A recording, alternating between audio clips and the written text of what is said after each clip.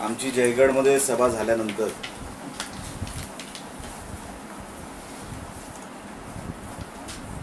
परवा वाटतं शिवसेनेची सभा झाली. त्याच्यामध्ये खासदार विनायक राऊत, स्थानिक आमदार उदय सामंत यांची भाषणं झाली. भाषणाच्या सुरुवातीला सांगितलं की आम्हाला राणेंच्या कुठल्याही टीकेला आम्ही महत्त्व देत नाही, पण 75% भाषण हे राणेंवरच होतं. विनायक राऊतांचं तर 100% भाषण फक्त राणेंवर होतं, दुसरं ते काही बोलले नाही. पाण्याचा प्रश्न एवढा बिकट होता तिकडे, ज्याच्यामुळे हे सगळं प्रवेशाचा कार्यक्रम वगैरे झाला. पण त्याच्यावर काही न बोलता फक्त राणे हेच टार्गेट होते. पाण्यावर, विकास कामांवर, सरकारी योजनांवर, खासदार निधीवर काही बोलले नाही, खासदार असून सुद्धा. आणि म्हणायचं की आम्ही दखल देत नाही. त्याच ग्राउंडवर सभा झाली शिवसेनेची. 70-80% वेळ हा राणेंवरच गेला बोलायमध्ये. आणि खासदार विनायक राऊत यांनी ते किती मोठे मोठे गटरछाप आहेत हे त्यांच्या भाषणातून परत एकदा त्यांनी दाखवलं. गल्ली बोळातलं भाषण जसं आपण करतो, खासदाराला न शोभण्यासारखं भाषण विनायक राऊतांनी नेहमीप्रमाणे केलं. टाळ्याही वाजत नव्हत्या, कार्यक्रमी निर्जीव होता. म्हणजे मी जे काय बघितलं,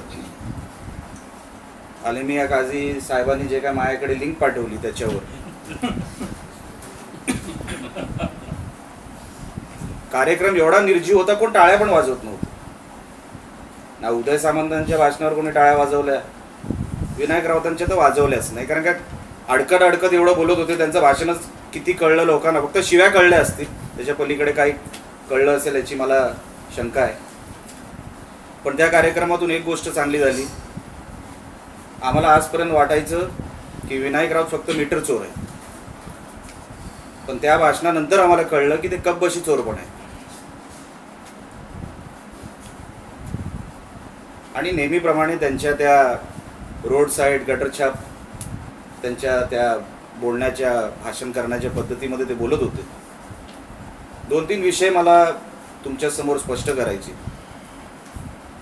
संदीप सावंतचा वापर त्यांनी त्या व्यासपीठावर केला.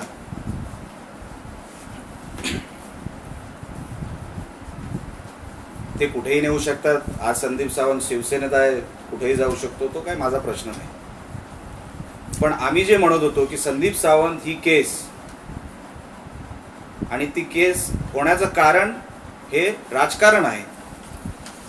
ती एक राजकीय केस म्हणून आमच्यावर लादण्यात आलेली आहे. असं काही घडलंच नव्हतं. हे जे आम्ही सांगितलं ते विनायक राऊतांनी स्पष्ट त्या गोष्टीचा दुजोरा दिला की राजकारणासाठीच ती केस तयार केली गेली आणि आमच्यावर करण्यात आली, म्हणजे माझ्यावर. कारण का विषय असा, चार्जशीटमध्ये असं कुठेही लिहिलेलं नाही, ज्याचा उल्लेख विनायक राऊतांनी त्यांच्या भाषणात केला की महाडच्या पुलावरून आमची काय लोक त्यांना अमुक अमुक ठिकाणी घेऊन गेली, मग त्यांनी साईबाबांचं नाव घेतलं आणि म्हणून त्यांचा जीव वाचला. अरे वा, असं चार्जशीटमध्ये कुठेही नाही. आणि हे फॅक्च्युअल एव्हिडन्स आहे जे आम्ही कोर्टामध्ये सादर करणार आहोत की ह्याच्या मागचं राजकारण कोर्टाने लक्षात घ्यावं. ही एक राजकीय केस बनवण्यात आली आणि आमचं राजकीय नुकसान करण्यासाठी एका व्यक्तीचा वापर करण्यात आला, आणि ती व्यक्ती म्हणजे संदीप सावंत. संदीप सावंतांना तुम्ही इकडे घेऊन जा किंवा तुम्ही सिंधुदुर्गात घेऊन जा, जेवढं घेऊन जाल आमच्यासाठी चांगलं आहे. त्यांचे कुठे कार्यक्रम लावायचे सांगा, मी लावतो. मग सांगण्यात आलं की देवगडच्या कुठल्या तरी एका व्यक्तीचे 4 बोटं कापली. मी माझ्या कार्यकर्त्यांना फोन लावला, मला बघ रे बाबा, असं कुठे आहे माणूस, देवगडमध्ये काय कंप्लेंट वगैरे आहे का, पोलीस कंप्लेंट, सिंधुदुर्गात कुठे काय कंप्लेंट वगैरे आहे का, तर असं काही नाही. मी मग पत्रकारांना फोन लावला, मला तुम्ही माहिती काढा, 4 बोटं नसलेला माणूस देवगडमध्ये किंवा सिंधुदुर्गामध्ये फिरतोय का. तर तसंही काही नाही. तुम्ही सगळे पत्रकार बसलेला, मी ऑन रेकॉर्ड म्हणतोय, तुम्ही तपास करावा की ही 4 बोटं नसलेला माणूस आहे कुठे देवगडमध्ये. सगळं झूट, सगळं खोटं. फक्त भाषण करायचं होतं राणेंच्या विरोधात म्हणून हे सगळं चक्र फिरवलं गेलं. आम्ही तेव्हाही सांगत होतो संदीप सावंतचा मॅटर हा खोटा आहे, पैशासाठी केलेला आहे, त्याच्या मागे राजकारण आहे. आणि विनायक राऊतांनी ते सिद्ध केले. जे कोर्टामध्ये आम्ही सादर करू की फॅक्च्युअल एव्हिडन्स काय असतो हे आम्ही विनायक राऊताला दाखवतो. कारण का विनायक राऊत हे एव्हिडन्स, फॅक्च्युअल एव्हिडन्स या सगळ्या गोष्टी त्यांना कळत असतील की नाही मला माहीत नाही. कारण का नॉन मॅट्रिक माणूस आहे, अडाणी आहे. पण जे झालं ते चांगलंच झालं या विषयामध्ये. पुढच्या विषयामध्ये मग काही 10 वर्षामध्ये काहीतरी किती 9 मर्डर किंवा काय ज्या काय गोष्टी सांगण्यात आल्या. 4.5 वर्ष तर दीपक केसरकर सिंधुदुर्गाचे पालकमंत्री आहेत, गृह खातं त्यांच्याकडे आहे. तपास करा. तुम्हाला तपास करायला कोणी थांबवलेलं आहे? 10 वर्षात म्हटले ना, ते 10 वर्षातले 4.5 वर्ष झाली.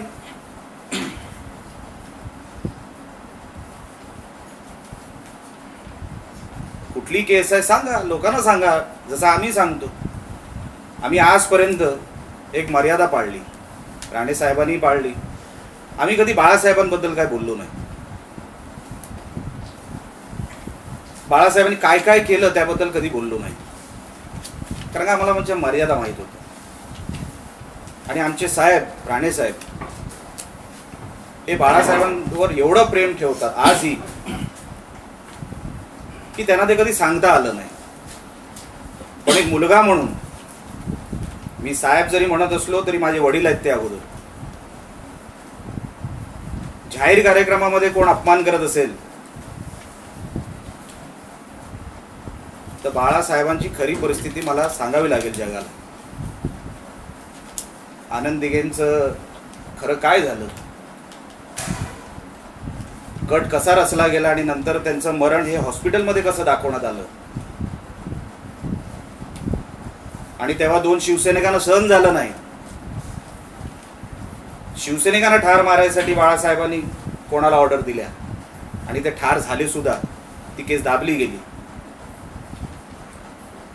फक्त जे दिघे साहेबांबद्दल झालं ते चुकीचं वाटलं काय शिवसैनिकांना, म्हणून त्या दोघांना ठार मारलं गेलं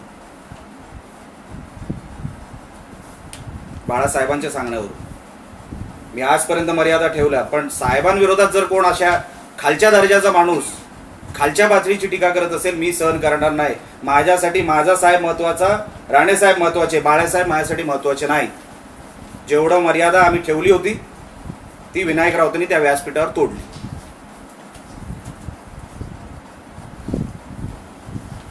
त्याच्यानंतर सोनू निगमला ठार मारायचं होतं बाळासाहेबांना. अनेक वेळेला सोनू निगमला ठार मारायचे प्रयत्न झाले. तुम्ही त्यांना विचारा, कधी ते सांगतील सुद्धा. घाबरले असतील पण आज बाळासाहेब नाही तर कदाचित सांगतील सुद्धा कसे कसे कुठे कुठे सोनू निगमला ठार मारायला शिवसैनिक गेले होते बाळासाहेबांच्या सांगण्यावरून. आणि काय नातं होतं सोनू निगमचं आणि ठाकरे घराण्याचं हे मला सांगायला लावू नका. जर माझं तोंड उघडायला लावाल जाहीर सभेमध्ये सांगेन.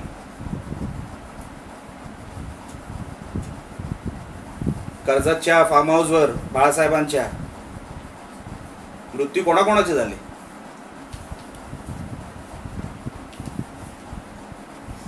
कोण कोण गेलं कर्जतच्या फार्म हाऊसवर, हे सगळं जाहीर सभेमध्ये सांगेन. आमच्या नादाला लागायचं नाही. राणे म्हणतात आम्हाला.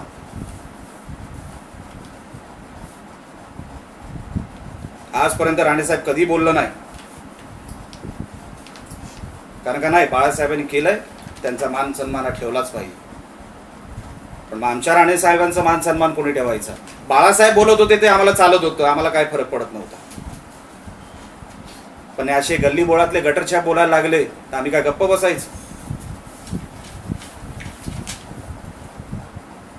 आणि म्हणून लोकांना त्यांना वाटत असेल असं व्यासपीठावरून परवा असं अमुक अमुक बोललो म्हणजे राणे थोडे बॅकफूटवर जातील.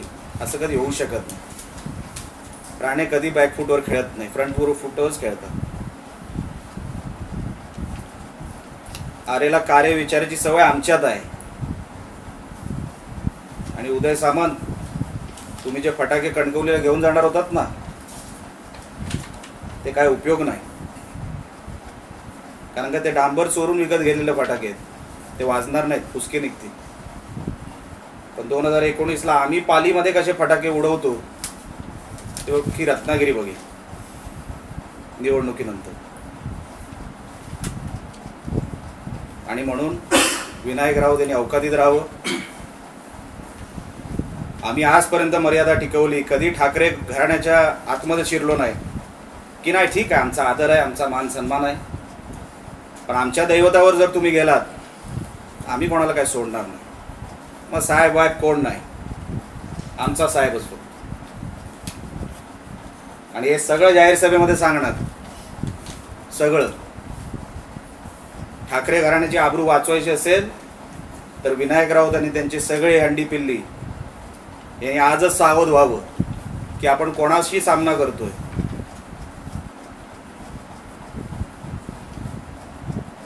आणि म्हणून इतिहासात जायचं असेल तर इतिहास दोन्ही बाजूचा असतो.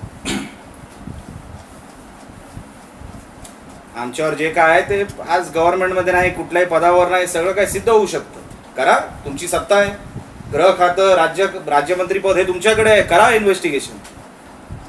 पण लोकांना अजूनपर्यंत ठाकरे घराण्याचं आतमधलं सत्य माहीत नाही, काळं सत्य माहीत नाही. आमच्या राणे साहेबांवर टीका कराल, समोरासमोर आल्यावर तर बाकीचा बंदोबस्त करूच, पण व्यासपीठावरून जाहीर कार्यक्रमामध्ये सांगून टाकू ठाकरे घराण्याचं खरं सत्य काय आहे ते. अर्ध तर जयदेव ठाकरे यांनी कोर्टातही सांगितलेलं आहे. जे जयदेव ठाकरे बोलले ते जाहीर व्यासपीठावर मला सांगायला देऊ नका. नंतर मग कोर्टाने सांगितलं ह्यांना व्हिडिओ शूटिंगमध्ये, ह्यांना आतमध्ये रूममध्ये त्यांची शूटिंग करावी त्या केस संदर्भात प्रॉपर्टीच्या. ते काय काय बोलले कोर्टामध्ये जाहीर सभेमध्ये सांगायला जाऊन मला देऊ नका. सांगितलं तर स्मारक तर सोडा, अंगावर कपडे राहणार नाही ठाकरेंच्या. लोकस्मारक होऊ देणार नाही. मग आमच्या राणेसाहेबांबद्दल चुकीच्या गोष्टी, अपमान करणाऱ्या गोष्टी आम्ही नाही कधी सहन करणार. आणि म्हणून हे असे गटरछाप खासदार आणि डांबरचोर आमदार यांना आम्ही कधीच भीक घालत नाही. अहो, राणे अख्ख्या महाराष्ट्रामध्ये सगळ्यांना पुरून उरले, ते हे तर आम्ही गिनतीमध्ये पण ठेवत नाही लोकांना. आणि म्हणून अवकातीत राहा, खासदार विनायक राऊताला सांगतो. नाहीतर 2019ची निवडणूक आता काय लांब नाही, बघून घेऊ. आणि उदय सामंतांनाही सांगतो, विनायक राऊत यांना मांडीवर खेळवायचं बंद करा. कारण का येणाऱ्या फेब्रुवारी मार्चमध्ये जिथे जिथे आम्ही इन्क्वायरीसाठी पत्र टाकली होती, डांबर घोटाळा असेल किंवा यांचा वैयक्तिक व्यवहार जो काय भ्रष्टाचार यांनी अख्ख्या 15-20 वर्षात केला आहे, त्या सगळ्या इन्क्वायरीचं आपण म्हणतो ना पुढची इन्क्वायरी, फेज 2 इन्क्वायरी ही फेब्रुवारीच्या शेवटच्या आठवड्यात किंवा मार्च महिन्यामध्ये सुरू होईल. सामंतांच्या घरापर्यंत पोहोचेल. माझा काय वैयक्तिक वाद तुमच्याबरोबर नाही, पण हा भ्रष्टाचार झालाय, तो लोकांचा पैसा आहे, तो लोकांसाठीच वापरला गेला पाहिजे. उदय सामंत आणि कुटुंब हे काय माझे दुश्मन नाही, मी कधी समजलोही नाही. पण हा भ्रष्टाचाराचा पैसा बाहेर निघाला पाहिजे.